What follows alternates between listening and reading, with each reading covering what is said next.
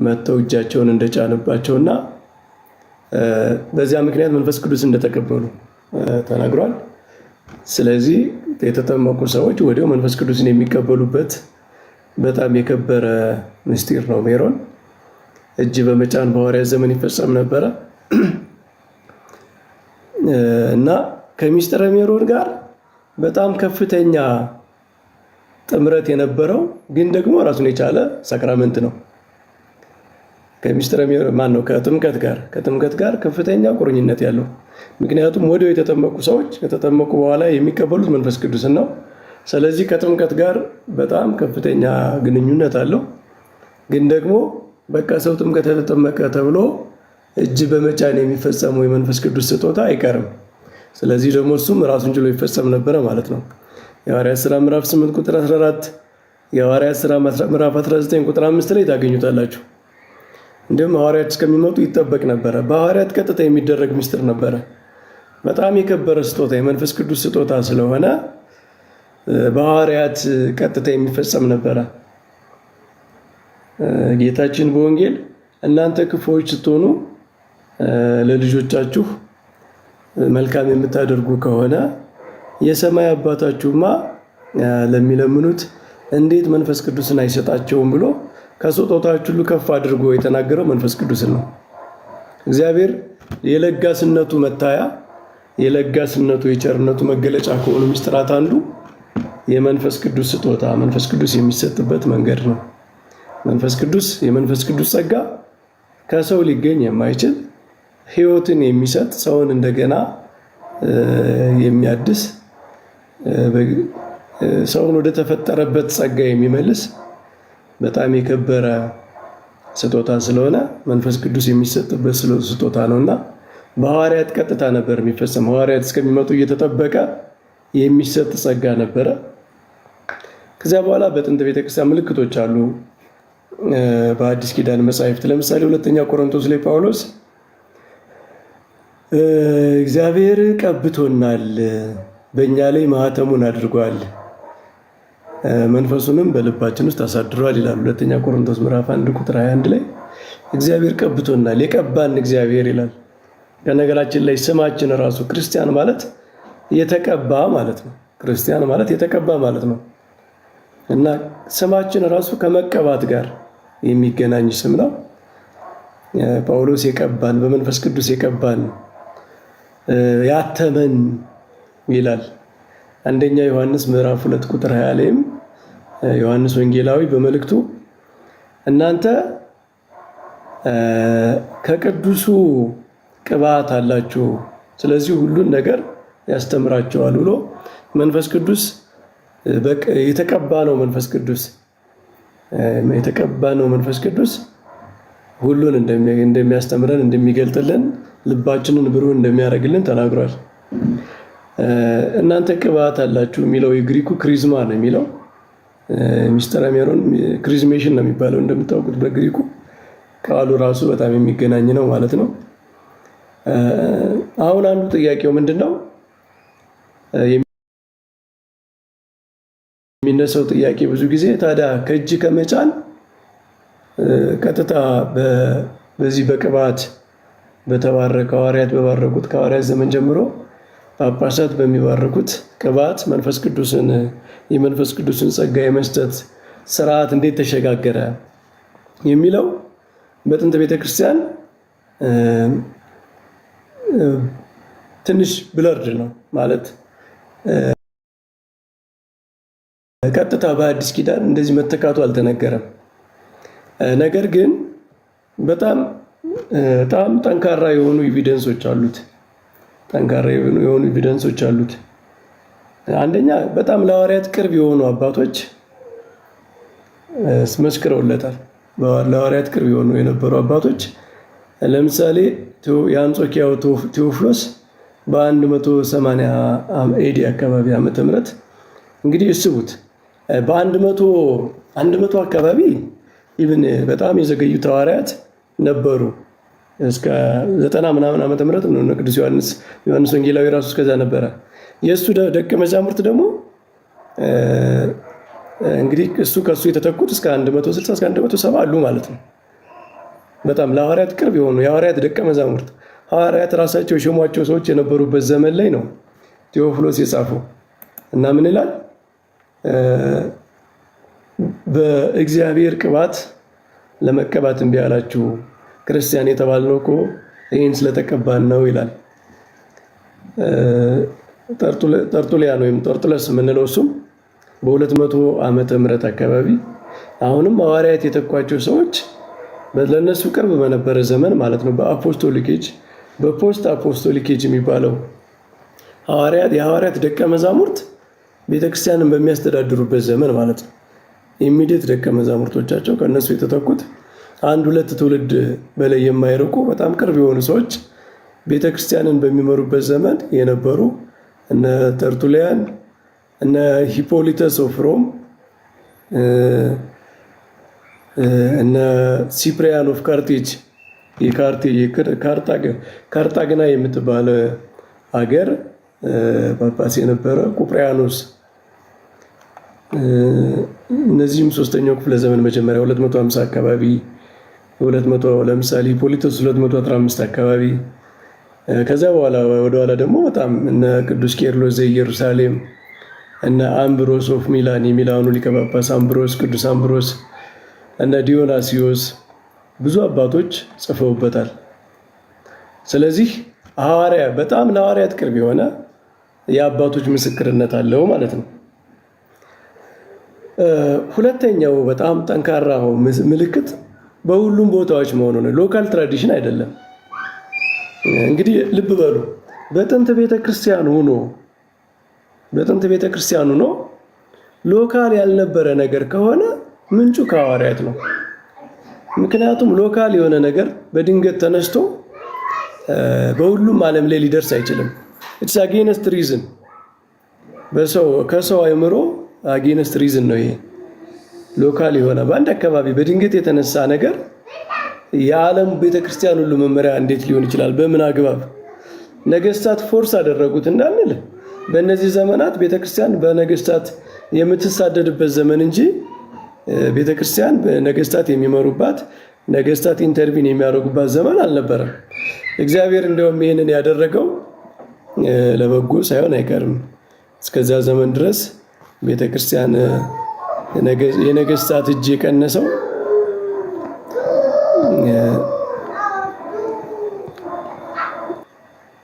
አንድ የሚያሳየው ነገር ምንጩ ኦቶሪቲ ካለው ጥንታዊ የሐዋርያት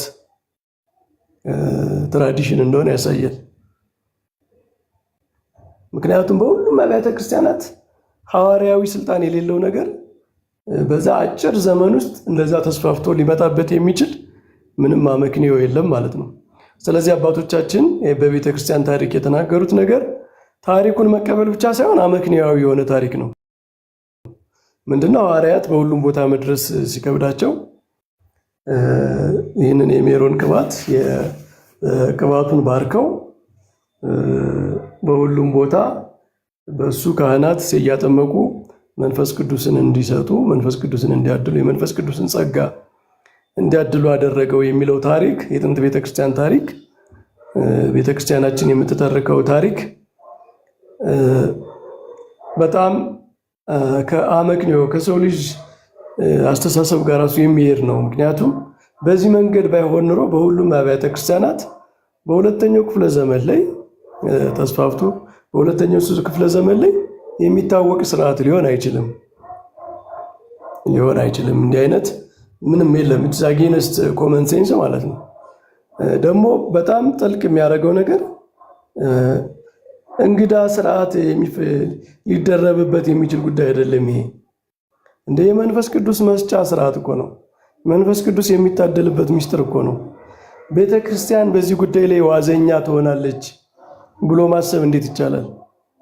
ቤተ ክርስቲያን መንፈስ ቅዱስ በሚታደልበት የመንፈስ ቅዱስ ጸጋ በሚሰጥበት ምስጢሯ ላይ እንደው ቸልተኛ ሆና ሌላ የሰው ስርዓት ይገባል ብሎ ማሰብ ራሱን ይገርመኛል። ሰዎች እንዴት ማሰብ እንደቻሉ እንደዛ።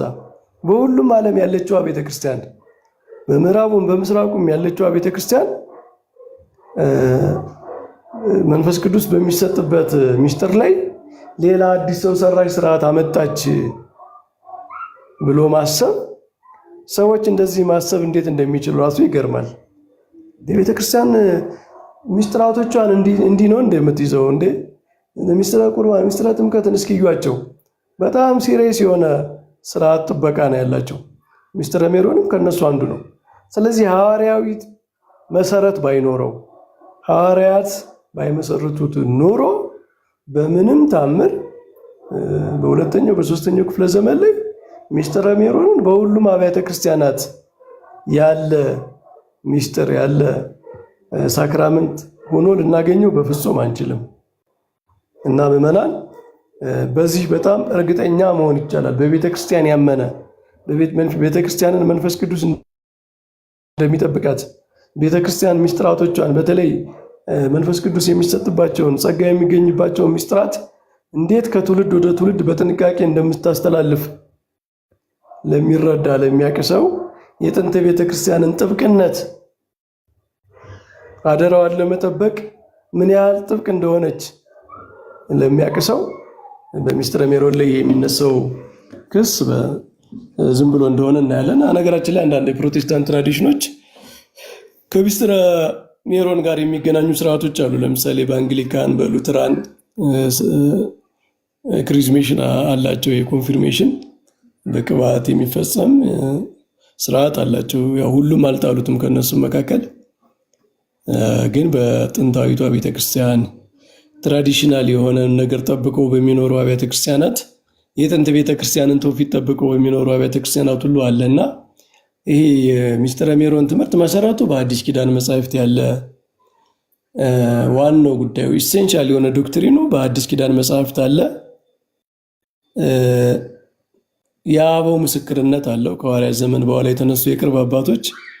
ከሁሉም በላይ ደግሞ ቤተክርስቲያን በጥንት ዘመናት ሚስጥራቶቿን ትምህርቶቿን ከምትጠብቅበት ጥብቅነት አንጻር ተጋድሎ አድርጋ ሰማዕትነት አድርጋ በሰማዕትነት ነው ትምህርቷን ተጠብቀ የነበረና ይህን የመንፈስ ቅዱስ ጸጋ እና ሰው በጥምቀት ይወለዳል፣ አዲስ ሰው ይሆናል። ያ አዲስ ሰው የሚያድገው በመንፈስ ቅዱስ ኃይል ነው።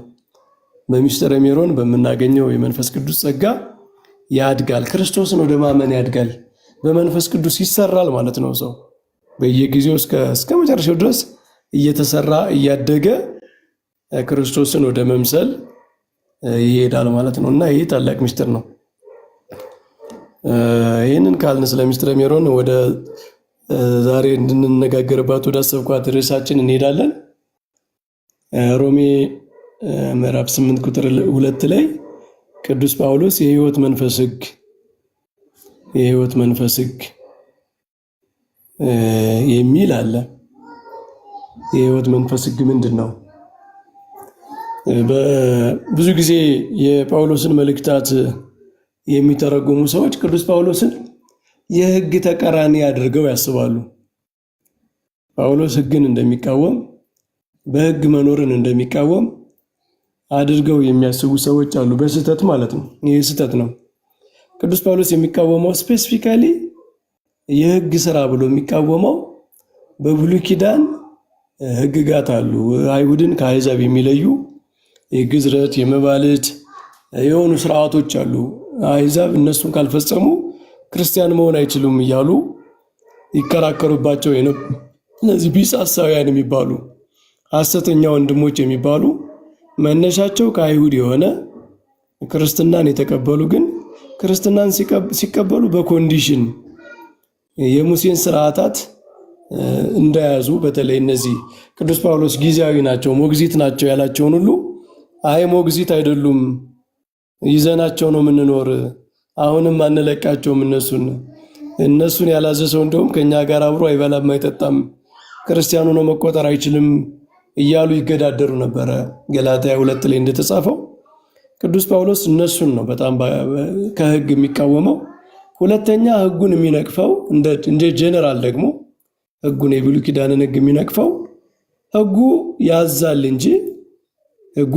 እንጂ እናድርጉ አታድርጉ ይላል እንጂ ሕጉ ኃይልን አይሰጥም ነበረ። አዲስ ልደትን የመንፈስ ቅዱስ ጸጋ አይገኝበትም ነበረ።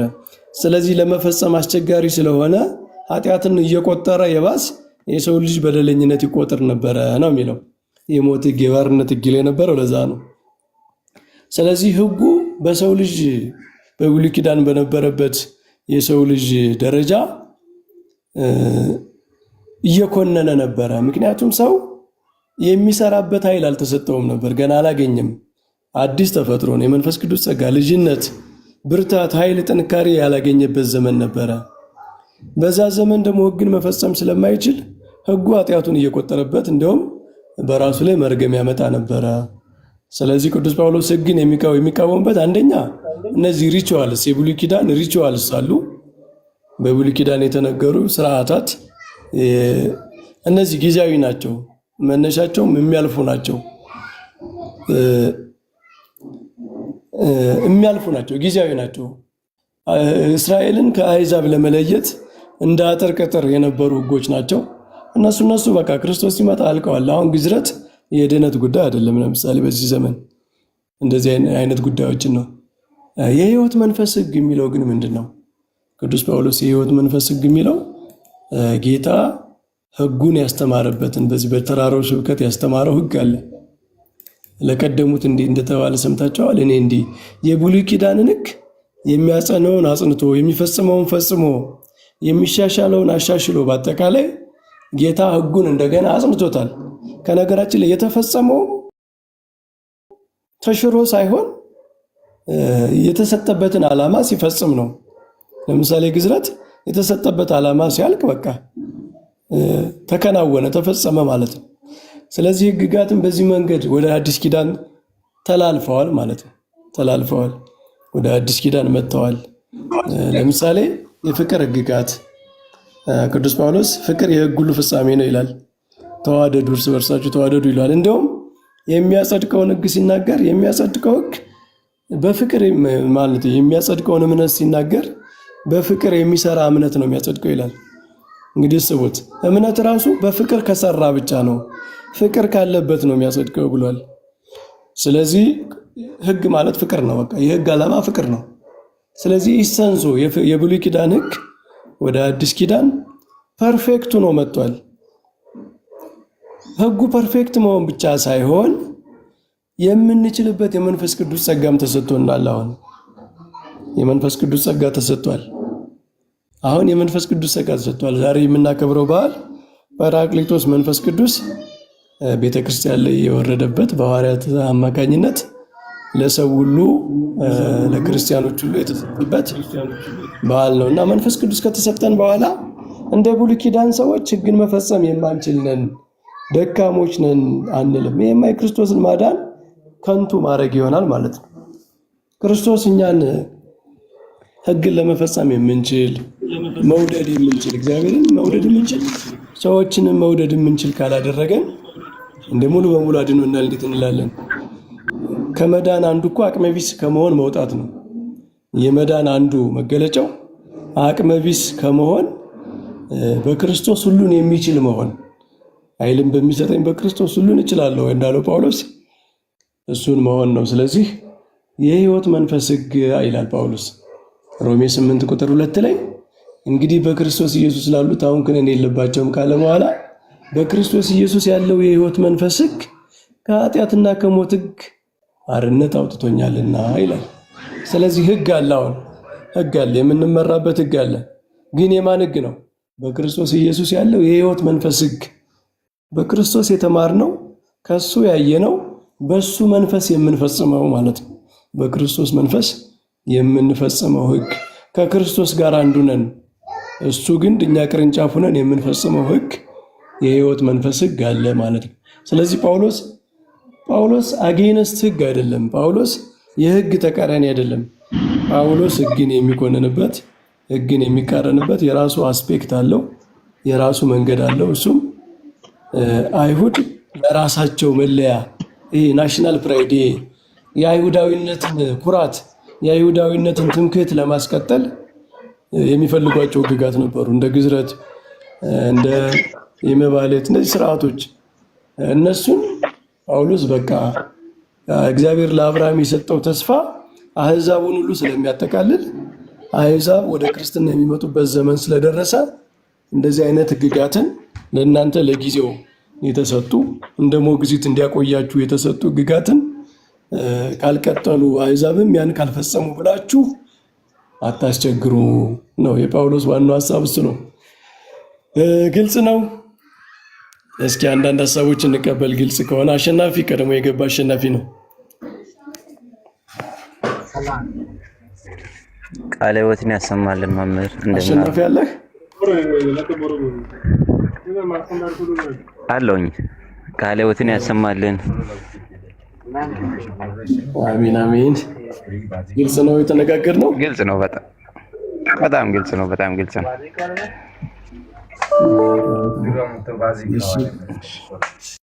አይዛክ ጥያቄ አለ ብለህ ነው የገባ መሰለኝ አይደል?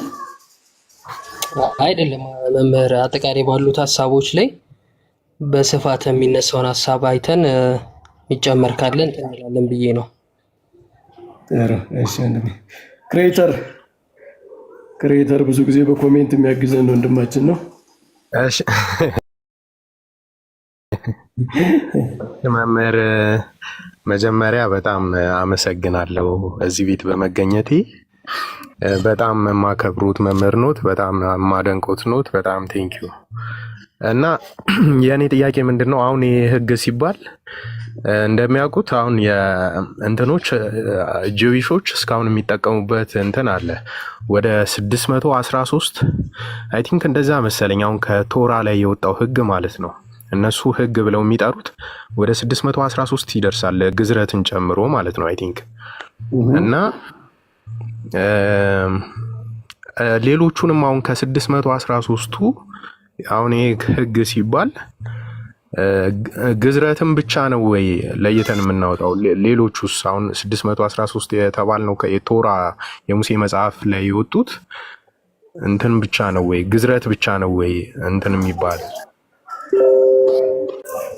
ጥሩ እሺ። ለምሳሌ የመባለት ህግጋት አሉ። በሐዋርያት ሲኖዶስ ችግር ተፈጥሮ ነበረ። አሕዛብ ምንን እንዲበሉ እንከልክላቸው፣ ምንን ደግሞ እንፍቀድላቸው የሚል ሐዋርያት ስራ ላይ ያለውን ታሪክ ታውቅ የለ? የመባለት ስርዓት ነበሩ። ይሄ አፈጻጸም የመስዋዕት ህግ ምናምን እነሱ ያንን ሁሉ ቆጥረው እኮ ነው 600 ምናምን የሚያደርሱት። መስዋዕቱ ሲሰዋ፣ ቤተ መቅደሱ ሲገባ፣ ሲወጣ ምናምን ሁሉ ሪቹዋሎችን ሁሉ ቆጥረው ነው። እና እነሱ በቃ በአዲስ ኪዳን እኮ ተፈጽመዋል። እነሱ ተፈጽመዋል። ምክንያቱም በክርስቶስ መስዋዕትነት ምሳሌ ነበሩ። ሲጀመር ሲምቦሊክ የሆኑ ምሳሌዎች ነበሩ። ለክርስቶስ ወደ ክርስቶስ የሚያመለክቱ ነገሮች ነበሩ። እና ክርስቶስ ሲመጣ አካሉ ሲመጣ በቃ እነሱ ሚሽናቸው ተፈጽሟል ማለት ነው። ስለዚህ እኛ በአጠቃላይ ህግጋት የምንላቸው ከብሉይ ኪዳን ወደ አዲስ ኪዳን የመጡት ህግጋት አንደኛ የመስዋዕት ህጎች፣ የቤተ መቅደስ ስርዓቶች በክርስቶስ ስራ ተፈጽመዋል ነው። ክርስቶስ አድርጎ እነዚያ ምሳሌ ነበሩ። ክርስቶስ አማናዊውን ነገር እነሱ የሚያመለክቱን ነገር ፈጽሞ አድርጓቸዋል። እነዚህ የሞራል ህግጋት ደግሞ 10ቱ ትእዛዛት አሉ። እነሱ ደግሞ ቀጥታ ወደ አዲስ ኪዳን እንደውም ፐርፌክቱ ነው። ለቀደሙት አትግደል እንደተባለ ሰምተሃል፣ አሁን ግን እንደዚህ ይላቸዋለሁ ተብለው የተሰጡ ህግጋት አሉ። የሙሴ በደብረ ሲና ተራራ ላይ በጽላቱ ላይ ተጽፎ የተቀበሉት ማለት ነው። እነሱ ወደ አዲስ ኪዳን መጥተዋል። አንደኛ እነሱ ወደ አዲስ ኪዳን ሲመጡ እንዴት ነው የመጡት? ፐርፌክት በሆነ ምክንያቱም ለኃጢአት ለቀደሙት አትግደል ተብሏል ይላል ጌታ በወንጌል ማቴዎስ 5 ጀምሮ ተራራ ስብከት ላይ ስታነቡ ለቀደሙ ሰዎች አትግደል እንደተባለ ሰምታችኋል ይላል። እኔ ግን እላቸዋለሁ አትቆጡ ይላል። ምክንያቱም መግደል የሚነሳው ከመቆጣት ነው። ስለዚህ ወደ ልብ ገባ ማለት ነው። አሁን ትእዛዙ አፋዊ ነገር በጣም ውጫዊ ከሆነ ነገር ወደ ውስጥ ለዚያ ጉዳይ ምክንያት ወደ ሆነው ነገር ሁሉ ይገባል ማለት ነው። ለቀደሙት አታመንዝር እንደተባለ ሰምታችኋል። እኔ ግን እላቸዋለሁ እንደው ወደ ሴት ያየ የተመኛት አመነዘረ ይላል። ከመመኘት ነው ማመንዘር የሚጀምረው። ስለዚህ ወደ ውስጥ ይገባል ማለት ነው። ስለዚህ በአዲስ ኪዳን እነዚህ ህግጋት ኢንተርናላይዝድ ሆነዋል፣ እንደውም ወደ ውስጥ ገብተዋል። ለዚህ ነው ቅዱስ ጳውሎስ በሁለተኛ ቆሮንቶስ ምዕራፍ 3 ላይ እናንተ በሕያው እግዚአብሔር መንፈስ እንጂ በቀለም አይደለም፣ ስጋ በሆነ በልብ ጽላት እንጂ በድንጋይ ጽላት ያልተጻፈ በእኛም የተገለገለ የክርስቶስ መልእክት እንደሆናችሁ የተገለጠ ነው ይላል። ስጋ በሆነ በልብ ጽላት እንጂ በድንጋይ ጽላት ያልተጻፈ ማለት በውስጣችሁ የተጻፈ በልባችሁ የተጻፈ በመንፈስ ቅዱስ የተጻፈ ነው። የቀደመው ትእዛዝ በድንጋይ ላይ በጽላቱ ላይ ነበር የተጻፈው እና እሱ አሁን በልባችሁ ተጽፏል፣ በስጋ ልባችሁ ውስጥ ተጽፏል ነው የሚለን እና ተሽሯል አይደለም፣ ወደ ውስጣችሁ ገብቷል። እንደውም በጣም ፐርፌክት ነው። መንፈስ ቅዱስ በልባችሁ ውስጥ ጽፎታል ነው የሚለው። ስለዚህ ሕግጋት ብዙ ናቸው። 600 ምናምን የሚያደርሷቸው ሁሉንም ደምረው ነው የመስዋዕት የስርዓት የቤተ መቅደሱ ስርዓት እነዚህ በክርስቶስ መስዋዕትነት የተፈጸሙትን ሁሉ እነዚህ 10ቱን ትእዛዛት ሁሉ ቆጥረው ነው ሁሉም በየፈርጃቸው ወደ ክርስትና ግን ምሳሌ የሆኑት ምሳሌ ሆነው አልፈዋል። አማናዊ ስለመጣ የሞራል ሕግጋት በክርስትና ፐርፌክቱ ነው መጥተዋል፣ በተለይ 10ቱ ትእዛዛት። ስለዚህ ፈርጅ አላቸው። እያንዳንዳቸውን ካታጎሪካሊ ማየት ይኖርብናል ማለት ነው። ክሬተር እሺ ቴንኪዩ መምህር። እና ከዚህ ጋር እያይዘው እንትን እንዲሉልኝ የምፈልገው አሁን ከ613ቱ ህግጋት መሀል የሚጠቅሱት ምንድን ነው?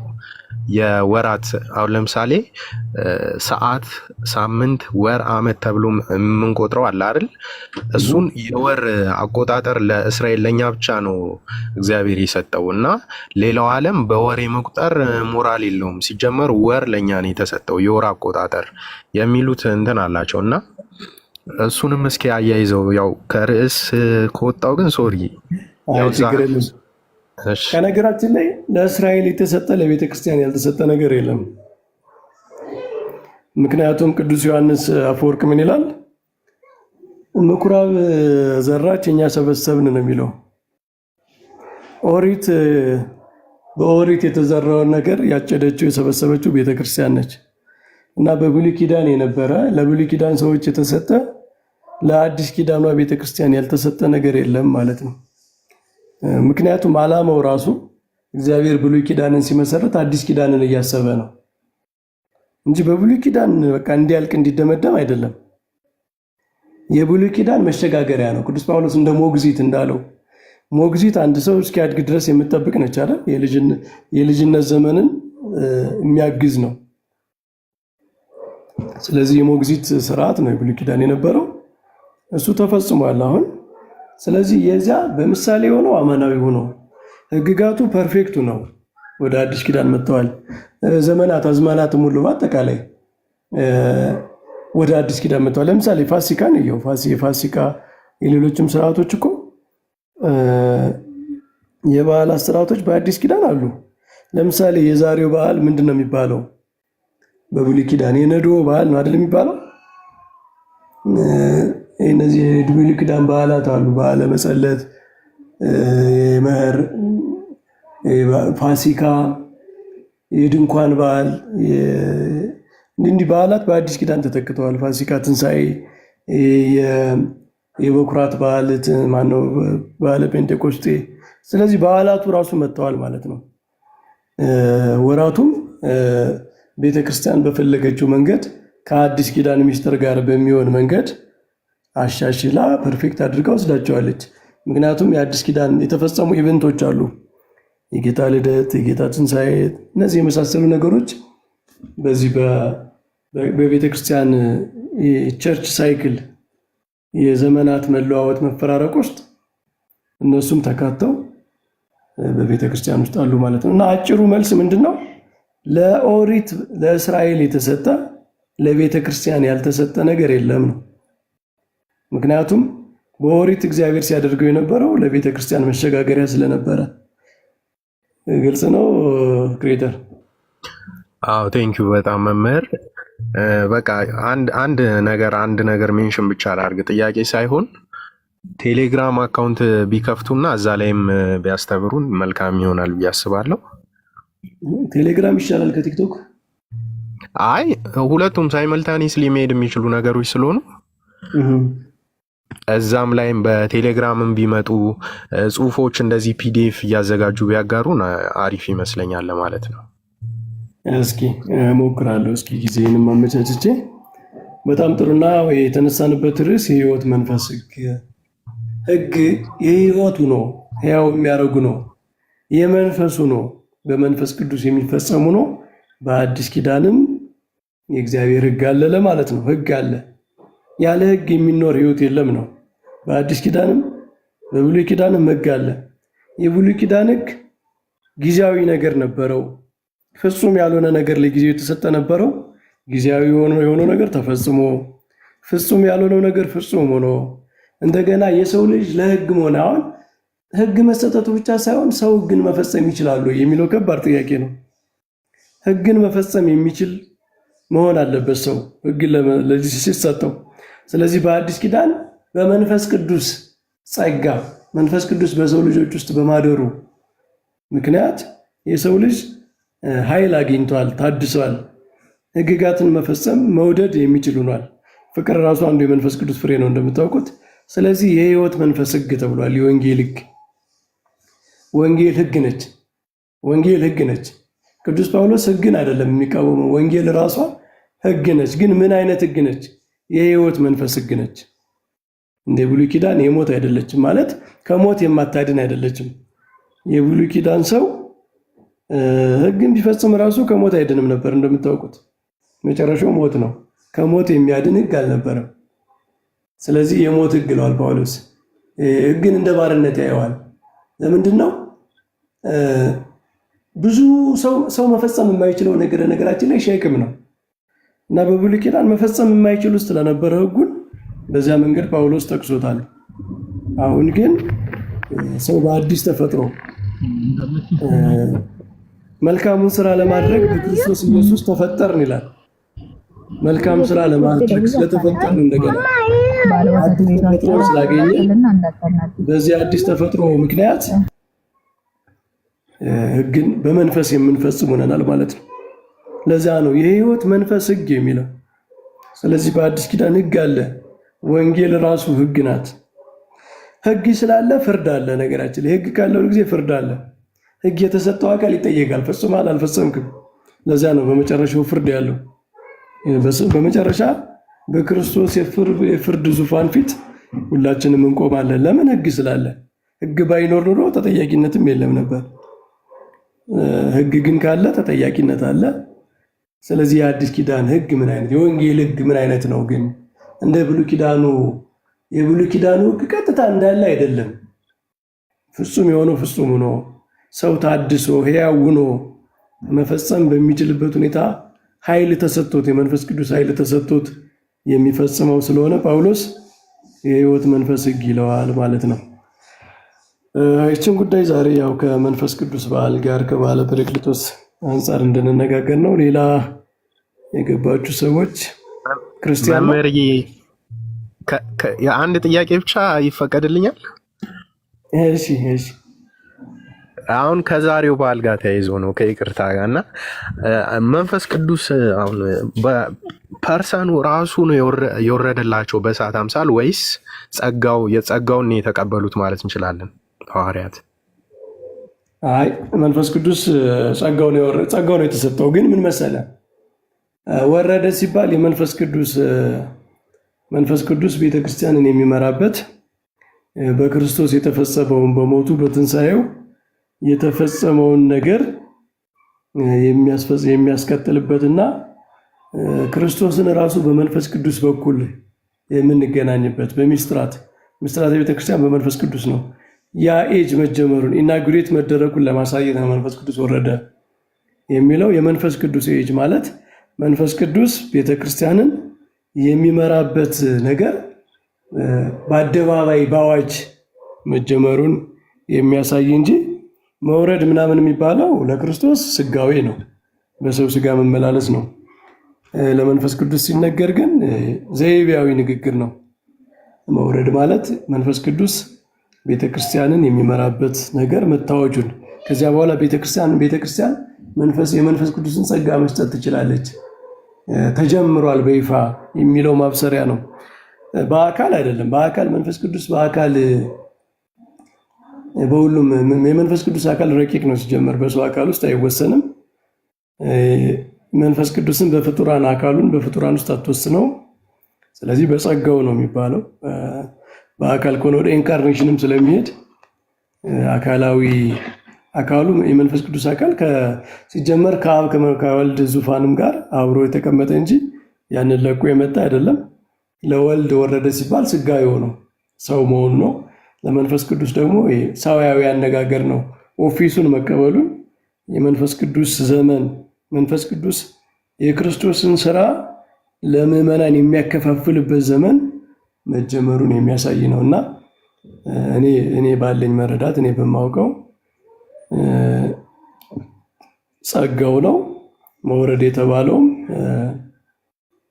ይህንን ለመግለጽ ነው። ክሬተን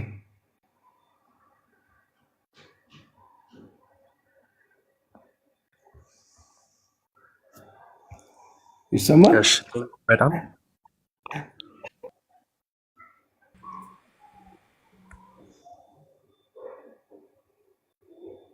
ሌላ ጥያቄ ክርስቲያን ባለሙያው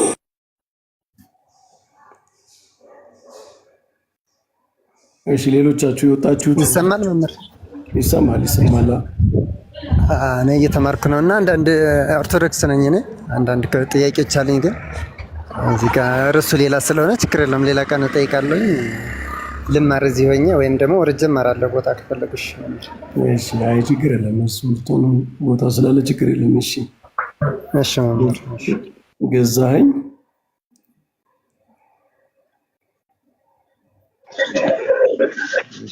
በመጀመሪያ አመሰግናለሁ መምህር አመሰግናለሁ። እግዚአብሔር ያክብርልኝ። በዛሬ ነው ስሞቱን ስላየሁ በልቦና ችሎት እሱን ሳነብ ነው ይሄን ስም የማውቀው ነበረ። ይሄ ቆይ በንፋተ መንፈሴ ኦሪት ዘፍጥረት 2:7 ላይ ወጣ ካረስቱ ይቅርታ እሱም መንፈስ ቅዱስን እንደተቀበለ ነው አይደል? ልጅነት አሳድረበት የሚባለው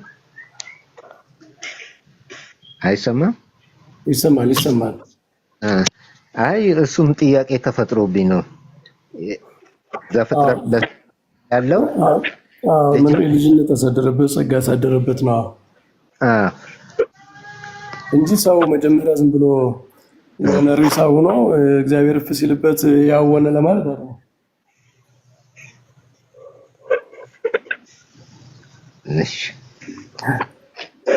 እና እኔ ከሱ ጋር ተያይዞ እንደገና ሃይማኖተ አቡን ደግሞ ሳነብ የቄርሎስ ጽሑፍ የሚለው ላይ የቅዱስ ቄርሎስ ጽሑፍ ላይ በገነት በነበረው አዳም ላይ የሕይወት እስትንፋስን እፍ ብዬ መንፈስ ቅዱስ ያሳደርኩት እኔ ነኝ የባህሪ አምላክ እኔ መሆኔን ለማጠየቅ በደቀ መዛሙርቴ ላይ በደቀ መዛሙርቴ ፊት እፍ ብዬ መንፈስ ቅዱስን አሳደርኩ ሲለኝ ትንሽ እኮ አሁን ካልነው ጋር ነው የሚሄደው አይደል? ታዲያ ልክ ነው። ያው ጌታ ምንድነው እግዚአብሔር በስነ ፍጥረት ዓለምን የፈጠረበት ቃሉ ራሱ በኋላ መጥቶ ሰው ሆኖ ያዳነው እሱ መሆኑን ለማሳየት ነው።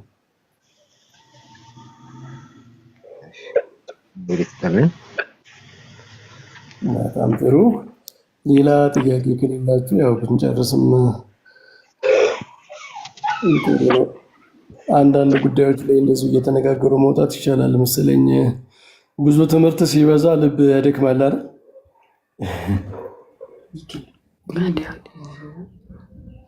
መምህር ከጂውሾች እና ከሳማሪታን ጋር በተያያዘ ምናልባት ሌላ ቀን እንደ ሀሳብ ቢነሳ ከዴትሮኖሚ ጋር እና ከቶራ ጋር የተገናኘ ህጎች አሉ አይደለ? ጂውሾች የሚቀበሉት ሳማሪታን ደግሞ የራሳቸው ቨርዥን አላቸው እና በተለይ ከዚህ ከታሪክ ሂደት ጋር በተያያዘ አንድ ቀን እንደ ውይይት ቢኖር ጥሩ ነው እንደ ሀሳብ። የብሉይ ኪዳን ነው የብሉይ ኪዳን ከዛ በኋላ አዲስ ኪዳኑን የተቀበሉበት በተለይ ከነዚህ ከሳምራውያን ጋር የተያያዘ ኢቨን ከታሪክ ጸሐፊ ጋር ደግሞ ምናልባት ከታሪክ እንትን እንዳልወጣ ጆሴፈስ ፍላቪየስ እና ጆሴፍ ቤንጎሪዮን የሚባሉ ሁለት አሉ አይደለ? በታሪክ ጸሐፊያን ዘንድ እነሱም ያምታታሉና የትኛው ነው ጆሴፈስ ፍላቪየስ የቱ ነው ደግሞ ጆሴፍ ቤንጎሪዮን? ምናልባት ከርዕሴ እንደወጣ ይሰማኛል፣ ግን ምናልባት አንድ ቀን እንደ ርዕስ ተደርጎ አሻሚ ታሪኮች ውይይት ቢደረግባቸው ምናልባት መምህር እንደ ጥቆማ ነው። በጣም ጥሩ። እሺ፣ እስኪ አንድ ቀን እንዘጋጅባቸውና እናደርጋለን። በተለይ የብሉይ ኪዳን ታሪክ በጣም ብዙ ጥናት የሚጠይቁ ስብስብ ነገር አለው።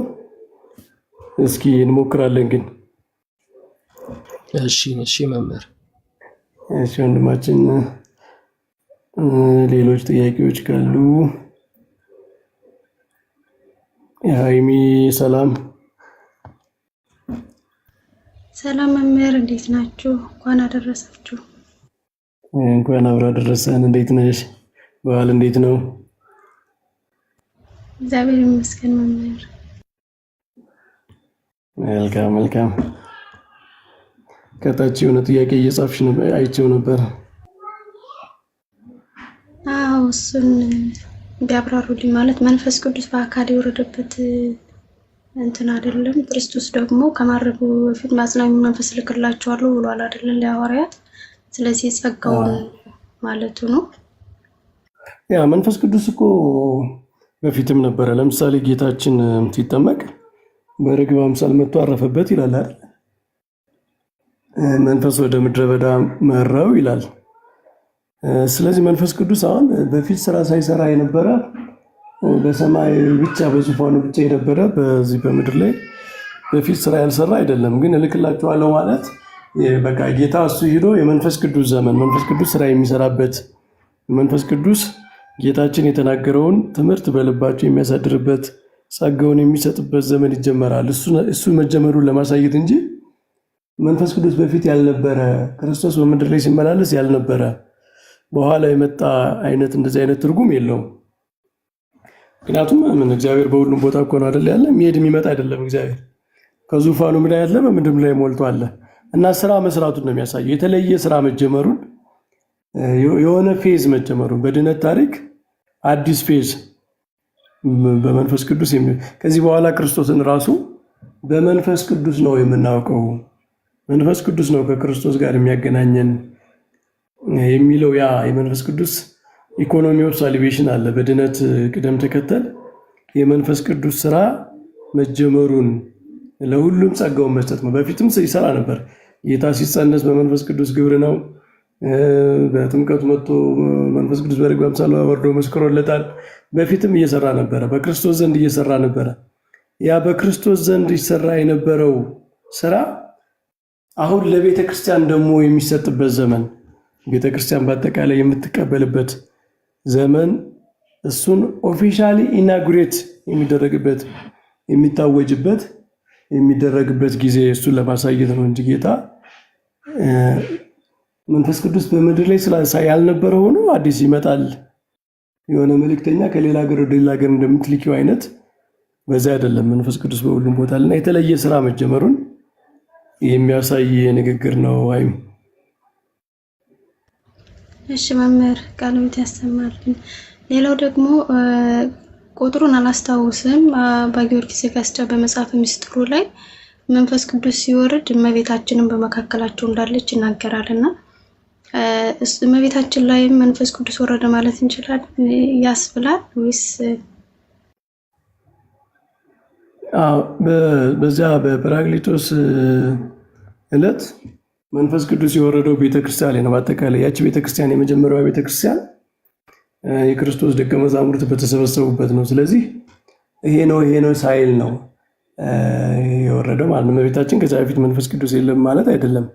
ሐዋርያትም እኮ ከዛ በፊት ጌታ እፍ ብሎ መንፈስ ቅዱስን አሳድሮባቸዋል አይደል? በክህነት እፍ ብሎ መንፈስ ቅዱስን አሳደረባቸው ብሎ ነው ከማድረጉ በፊት። ስለዚህ ይሄኛው ለቤተ ክርስቲያን የመሰጠቱ ምልክት ነው። ያ ኩነቱ የባህረ ጰራቅሊጦስና አያለየም። ሁሉም ባሉት ላይ ነው። በእመቤታችን በተለየ ሁኔታ በስጋዌ የመንፈስ ቅዱስ ስራ የመንፈስ ቅዱስ ጸጋ ነበረ። በኋላም ግን ያ አፊርም ተደርጓል። እመቤታችን የቤተ ክርስቲያን እናት በመካከል ቁጭ ብላ የነበረች ስለሆነች በሁሉም ላይ ያለ ነው። የሌለ መንፈስ ቅዱስ የሌላቱ ነው በኋላ ተሰጣ ሳይሆን ሴሪሞኒያሊ ግን ያ ኩነቱ ሁሉንም ያጠቃልለ ነው። ለሐዋርያት ቀድሞ በክህነት ተሰጥቷቸው በኋላ ደግሞ መንፈስ ቅዱስን ተቀበሉ ብሏቸዋል ጌታ ቀድሞ። በኋላ መንፈስ ቅዱስ አደረባቸው ተብሎ እንደተጻፈው እመቤታችን በፊት ከስጋዊ ዘመን ጀምሮ መንፈስ ቅዱስ የሞላባት ጸጋ የሞላባት ብትሆንም ያ ለቤተ ክርስቲያን ለሁሉ የተደረገው ሁሉንም ስለሚያጠቃልል ለዚህ በዚያ በተሰበሰቡት ላይ ሁሉ ነው የሚለው መጽሐፉ፣ ሰው አይለይምና ስለዚህ በሁሉም ላይ ነው ማለት ነው። በሚታይ ሁኔታ በሁሉም ላይ ነው ያደረው ማለት ነው። እሺ መምህር እግዚአብሔር ያክብርልኝ፣ ቃሉን ያሰማል። አሜን አሜን። በሉ ወንድሞች እህታችን እዚህ ላይ ይብቃን። ትንሽ ተማምረናል። እንደዚህ ስንችል አንዳንድ እየገባን አንዳንድ ጉዳዮችን እንነጋገራለን። ለሳፓቶስ ሀሳብ ያልሰጠ እሱ ብቻ መሰለኝ።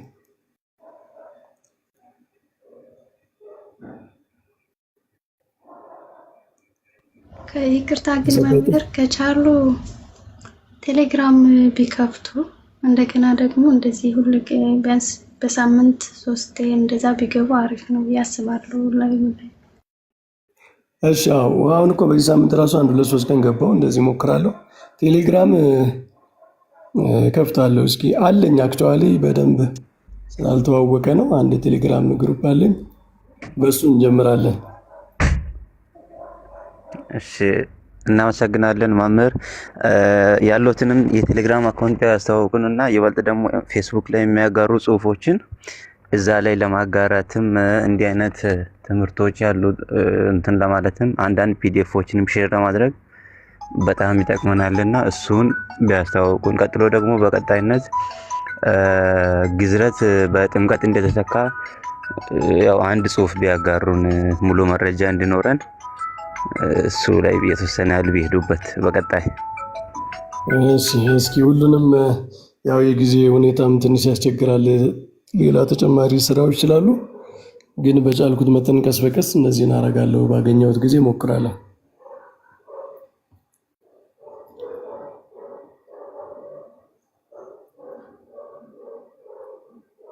በሉ ደህና ሁኑ። መልካም በዓል።